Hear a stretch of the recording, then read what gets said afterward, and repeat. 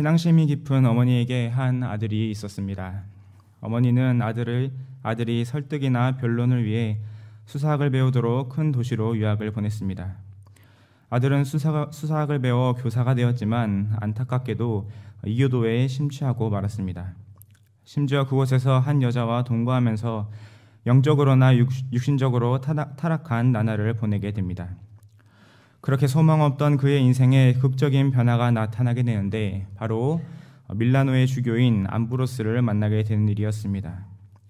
암브로스 역시 수사학에 능통한 사람이었기에 그를 통하여 기독교에 눈을 뜨게 되었고 회심하여 세례를 받게 되었습니다. 이 사람은 우리가 잘 아는 어거스틴입니다. 회심한 어거스틴은 방탕했던 지난날을 정리하고 하나님을 위해 살기로 뜻을 정했습니다. 재산을 팔아 가난한 자들에게 나눠주고 수도원을 만들어서 사역을 시작했습니다. 또한 이단자들의 공격에 진리를 보호하기 위해 많은 저술 활동을 했는데 거기서 보여준 신학 사상들은 기독교의 기본 체계를 정립하는 데 크게 기여했습니다.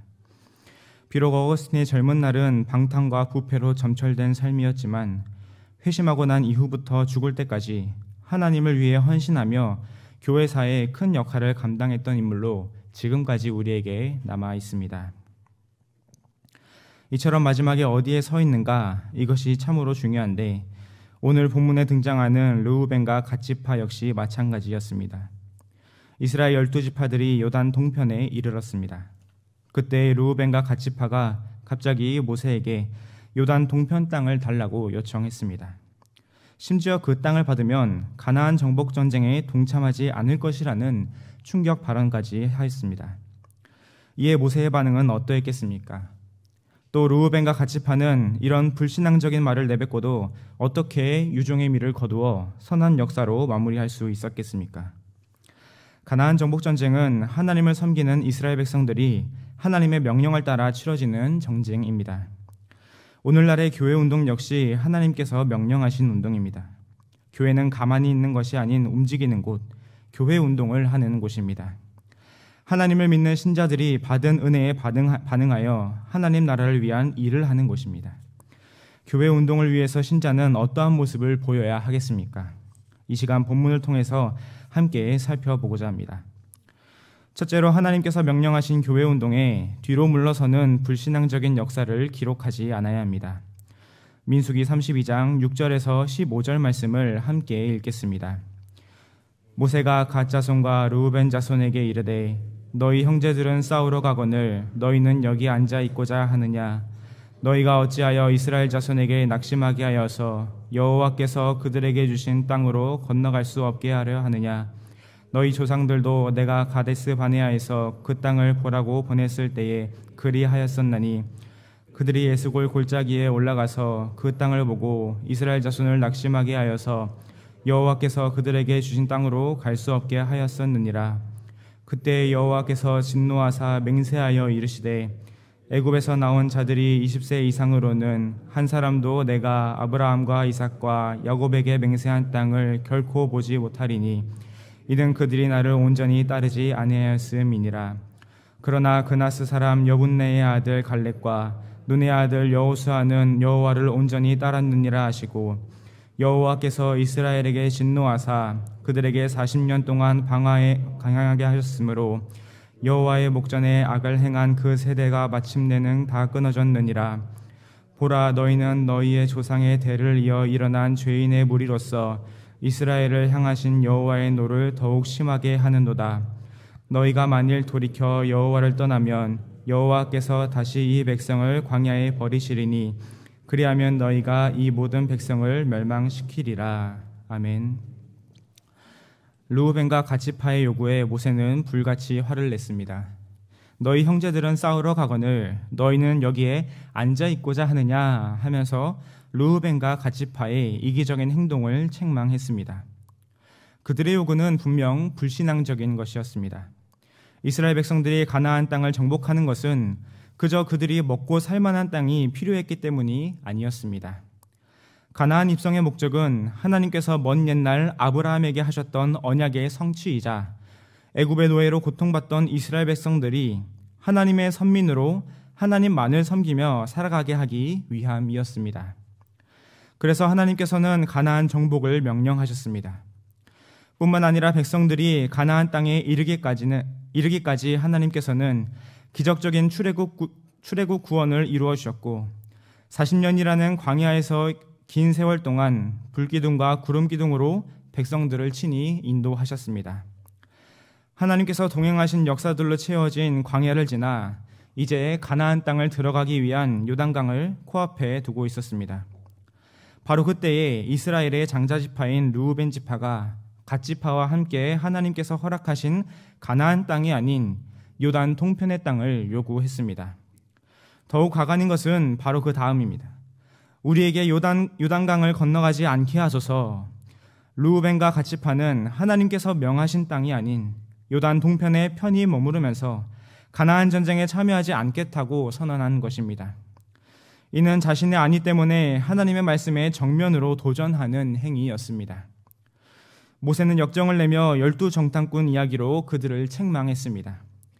12정탐꾼 스토리는 이스라엘의 비극적인 역사입니다. 광야에 있을 때 모세는 가데스 바네아에서 12정탐꾼을 보내어 가나안 땅을 정탐하게 했습니다. 그러자 12명의 정탐꾼 중에 10명이 가나안 성벽은 두껍고 그곳 사람들은 강대하니 땅을 차지할 수 없을 것이라는 인간적인 견해를 내놓았습니다. 하나님께서 분명 가나안 땅에 들어가게 하실 것이라고 말씀하셨는데도 불신앙적인 생각을 가졌던 것입니다. 더욱 심각한 것은 백성들의 태도였습니다. 10명의 정탐꾼들의 보고를 듣자마자 백성들은 민수기 14장 말씀과 같이 이스라엘 자손이 다 모세와 아론을 원망하며 차라리 애굽이나 광야에서 죽었으면 좋았을 것을 어찌하여 여호와가 우리를 그 땅으로 인도하여 칼에 쓰러지게 하려 하는가 하며 하나님 앞에 추악한 원망을 쏟아내었습니다. 하나님께서는 분명 가나안 땅을 주시겠다고 약속하셨습니다. 그 약속을 하신 지 400년이나 지났지만 잊지 않고 백성들을 애굽에서 구원해내심으로 언약에 신실하신 하나님이심을 나타내 보이셨습니다. 그런데도 이스라엘 백성들은 고작 정탐꾼들의 인간적인 보고에 하나님께 불신앙적인 항변을 토해내었던 것입니다. 백성들의 죄악된 모습에 하나님께서는 20세 이상의 출애굽 1세대 백성들을 모두 광야에서 방황하며 죽게 하셨습니다. 이스라엘의 길이 남을 불신앙의 역사였습니다. 그리고 출애굽 2세대로 하여금 가나안 땅의 축복을 누리도록 말씀하셨습니다. 요단을 코앞에 둔 이때에 2세대 백성들에게도 위기가 찾아왔습니다. 그 시작이 바로 르우벤과 갓지파입니다. 그들은 10명의 정탐꾼에서 시작하여 죄악으로 점철되었던 지난날의 역사를 깨닫지 못하고 자신들의 안위만 생각한 채 불신앙적인 생각을 가졌습니다. 만약 그들이 요단 동편 땅을 차지하고 가나안 전투에 참여하지 않으면 어떻게 되겠습니까? 분명 다른 10지파들도 사기가 떨어지고 낙심할 것입니다. 그렇게 되면 가나안 땅은 고사하고 하나님의 진노의 심판을 받아 모두가 광야에서 죽게 될 상황이었던 것입니다. 이러한 백성들의 죄악된 특성을 잘 알았던 모세는 최악의 상황이 일어나지 않는 것이 급선무였습니다. 르우벤과 갓지파의 요청에 대해 모세는 너희는 죄인들의 무리, 여호와를 떠나는 행위라고 규정하며 그들을 심히 책망했습니다.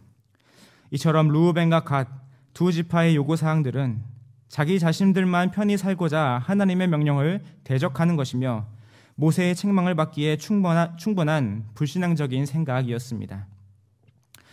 예전에 경찰관들의 이야기를 담은 드라마를 본 적이 있습니다.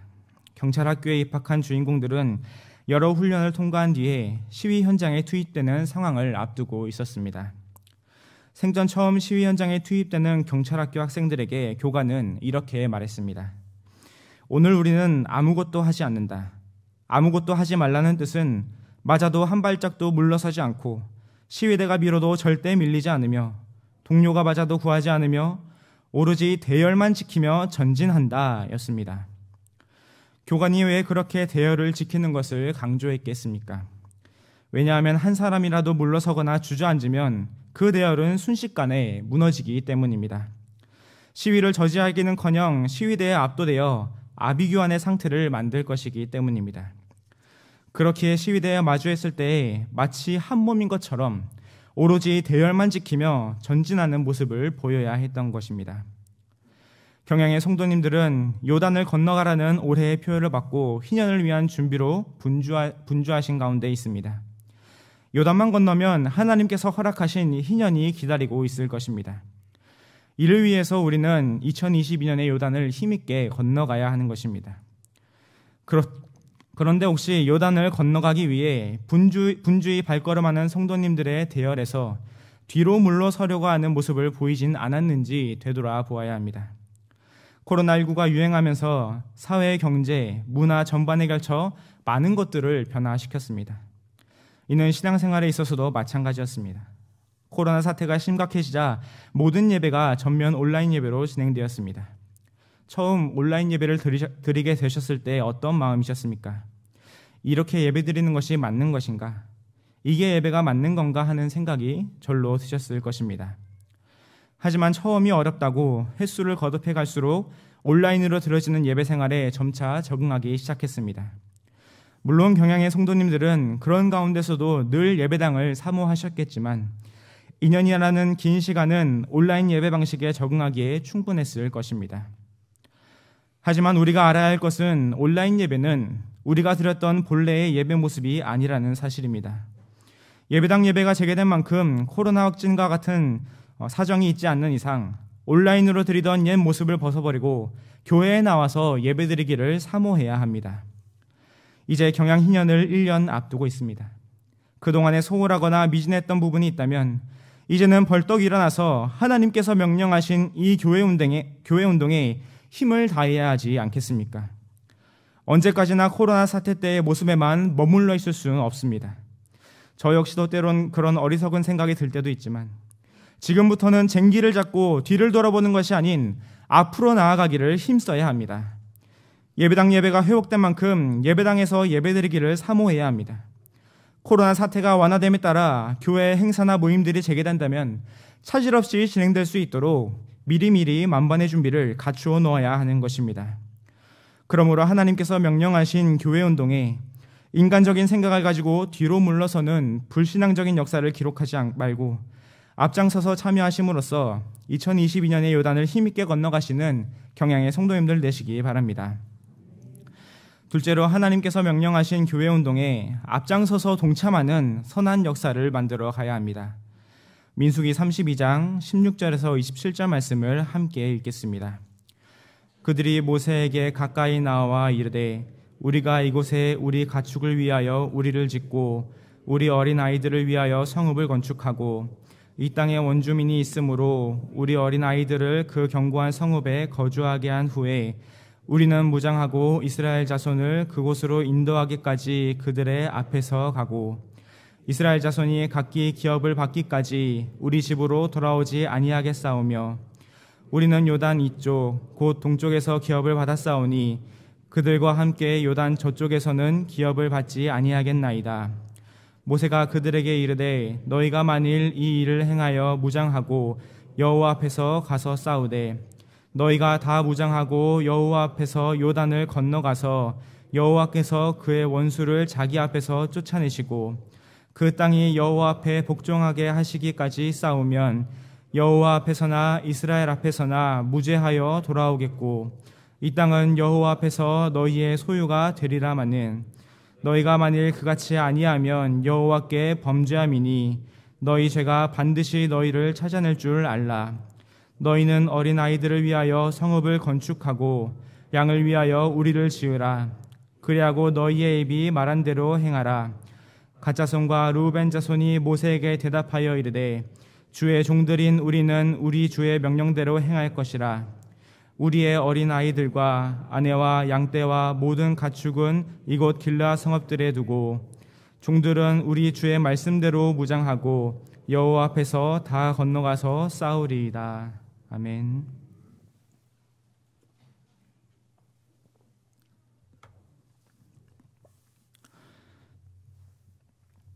모세의 불호령에 깜짝 놀란 르우벤과 갓지파는 모세에게 더욱 가까이 가서 중재안을 제시했습니다. 그것은 바로 자신들이 요단 동편에 자리를 잡고 가축을 위한 우리와 어린 아이들을 위한 성읍을 건축하는 것입니다. 하지만 거기서 그치는 것이 아니라 지파의 남자들은 무장하여 이스라엘 자손을 그곳으로 인도하기까지 그들의 앞에서 가고 이스라엘 자손이 각기 기업을 받기까지 집으로 돌아오지 아니하겠으며 요단 서편에는 기업을 받지 않겠다는 절충안을 모세에게 제시했습니다. 즉 가나안 정복 전쟁에 참여하긴 하지만 먼저 가축을 키울 우리와 자녀들을 보호하기 위한 성읍을 짓고 난 뒤에 참여할 것을 제안했던 것입니다. 요단 동편은 평지로서 목축을 하기에 알맞은 땅이지만 이와 동시에 주변 민족들로부터 위험을 당할 요소가 다분한 땅이기도 했습니다. 산들로 둘러싸인 요새가 아닌 사방이 뻥 뚫린 평지였기 때문입니다. 심지어 이스라엘 백성들은 원래 그 땅의 거주민이 아닌 어느 날 갑자기 그 땅을 점령했으니 더욱 이방 민족들의 위협에 놓여 있었을 것입니다. 그런 상황 속에서 방어 체계가 전무한 채 남자들이 전쟁에 참여한다면 그들의 기업이나 자녀들이 위험에 처할 것은 당연한 사실이었습니다. 그래서 두 지파는 가축을 위한 우리와 아이들을 위한 성읍을 건축한 뒤에 전쟁에 참여할 것을 약속했습니다. 최소한의 방어 체계를 구축해야 두 지파 역시 마음 놓고 전쟁에 참여할 수 있었던 것입니다. 모세 역시 그들의 절충안을 허락했습니다. 두 지파의 의견이 옳은 것은 아니지만 그래도 가나안 정복 전쟁이라는 하나님의 명령에 순종하려고 했기 때문입니다. 하지만 그들의 약속을 지키지 않는다면 그것은 하나님 앞에서 짓는 범죄임을 자각시키므로 끝까지 순종할 것을 상기시켰습니다.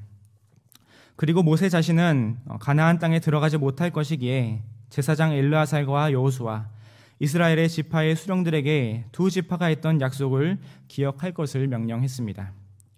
이에 르우벤과 갓지파는 다시금 모세에게 주의 명령대로 행할 것을 다짐하면서 우리 주의 말씀대로 무장하고 여호와 앞에서 다 건너가서 싸우리이다는 결전의 의지를 고무시켰습니다. 두 지파는 처음에는 비록 불신앙적인 생각으로 요단 동편 땅을 차지하려고 했습니다. 하지만 모세의 경고를 통해 하나님께서 명령하신 가나안 정복 전쟁에 참여하기로 마음을 돌이켰습니다. 그리고 먼저 가축을 위한 우리와 어린이들을 위한 성읍을 건축하고자 했습니다. 하지만 이것은 최소한의 방어 체계일 뿐 실제적으로 적의 침입을 막아줄 남자들이 그 땅을 비운다고 하는 것은 여전히 불안 요소로 작용하기에 충분했습니다. 그럼에도 불구하고 이후로는 하나님께 모든 것을 맡기고 가나안 정복 전쟁에 참여하고자 했던 것입니다. 또한 이 전쟁에 참여하는 양상을 보면 그저 도움을 주는 존재로 남으려고 하지 않았습니다. 무장하다라는 표현에서 알 수 있듯이 언제든지 싸움에 나갈 수 있도록 완전 무장을 하고 이스라엘 모든 진영보다 선두에 서서 적진을 제일 먼저 돌파하는 선봉대의 역할을 맡고자 했습니다.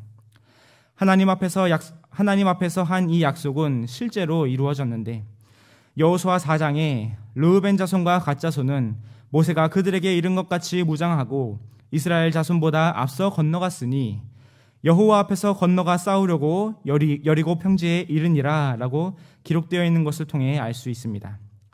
또한 여호수아 22장에 가나안 정복 전쟁과 땅 분배가 얼추 마무리되자 여호수아가 르우벤과 갓지파를 불러 너희의 장막으로 돌아갈 것을 명령하는 것으로 약속을 온전히 이루었음을 확인할 수 있습니다.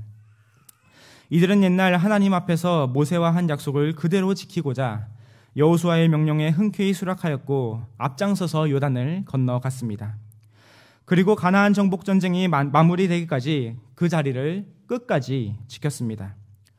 비록 르우벤과 갓 두 지파가 요단 동편의 땅을 얻으려고 했던 이 사건은 불신앙적인 생각으로 시작되었지만 그 악한 생각에서 돌이켜 가나안 정복 전쟁에 다른 지파들보다 앞장서서 참여함으로써 이스라엘 역사에 길이 남는 선한 역사를 만들어 갔던 것입니다. 옛 사자성어에 동가홍상이라는 말이 있습니다. 우리가 흔히 아는 속담으로는 같은 값이면 다홍치마라는 말입니다. 조선시대의 다홍치마는 왕족이나 양반들만 입을 수 있는 매우 귀한 치마였습니다. 일반 백성들은 평생에 딱 한 번 이 치마를 입을 수 있었는데 바로 혼례를 올릴 때였습니다. 이처럼 귀한 다홍치마였기에 같은 값의 치마를 고를 수 있다면 다홍치마를 고르겠다는 의미로 생겨난 속담과 사자성어입니다. 이왕이면 좋은 쪽을 택하겠다는 의미입니다. 이처럼 경양희년에 동참하기로 했다면 가장 좋은 쪽을 택해야 하는 것 아니겠습니까? 가장 좋은 쪽은 단연 선두입니다. 앞서가기에 하나님께서 예비해 두신 축복을 가장 먼저 받을 수 있는 것입니다. 그렇기 때문에 희년을 위해 하는 일들에 있어서 그저 주변의 성도님들이 하라고 하니까, 교육자가 권면하니까 억지로 따라가듯이 하는 것보다 그래도 이왕 하기로 한 것 최선을 다해보자 하는 마음으로 앞으로의 1년을 보내야 합니다. 또한 교회가 바라보고 있는 희년맞이 5대 실천 목표가 잘 수립되고 시행될 수 있도록 늘 기도로 동역해야 합니다. 이 외에도 교회가 나아가고자 하는 방향에 르우벤과 갓지파가 모세 앞에서 했던 우리는 우리 주의 명령대로 행할 것이라 와 같은 굳센 다짐으로 나아가야 합니다. 하나님께서 기뻐하실 일들을 위하여 남들보다 내가 조금 더 열심히 해야지 와 같은 선한 경쟁의식을 가져야 하는 것입니다. 그것은 물질을 얼마나 많이 드리고 적게 드리고 하는 문제가 아닙니다. 하나님 앞에서 얼마나 충성을 다하여 감당하려고 했는가의 문제입니다. 적은 금액이라도 할 수 있는 최선의 몫을 감당한다면 하나님께서 기뻐 받으실 것입니다. 무한 경쟁의 사회 속에서 정신없이 돌아가는 바쁜 삶 속에서도 교회를 위한 기도를 잊지 않고 맡은 봉사에 어찌하든지 간에 충성을 다해 감당하려고 한다면 그것으로 하나님께 기쁨이요 교회 운동의 선한 역사를 만들어가는 모습인 것입니다. 제가 맡은 교구에서 신방을 하다 보면 나이가 지긋하신 성도님들을 만나뵐 때가 있습니다.